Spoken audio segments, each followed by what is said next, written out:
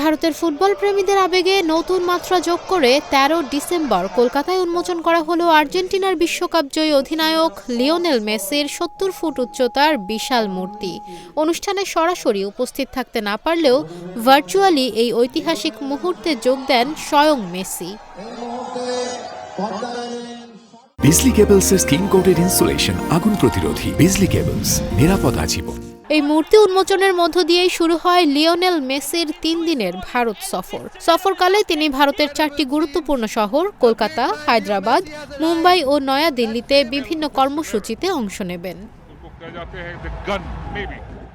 ভারত সফরের অংশ হিসেবে মেসি যুব ফুটবল কার্যক্রম, বিশেষ অনুষ্ঠান এবং দাতব্য উদ্যোগে যুক্ত থাকবেন। পাশাপাশি নয়াদিল্লিতে ভারতের প্রধানমন্ত্রী নরেন্দ্র মোদির সঙ্গে সাক্ষাৎ করারও কথা রয়েছে আর্জেন্টিনা অধিনায়কের।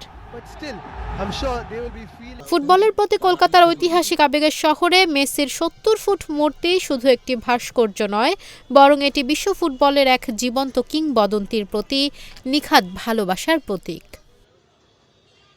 নিশা মাহমুদা, ইন্ডিপেন্ডেন্ট ডিজিটাল।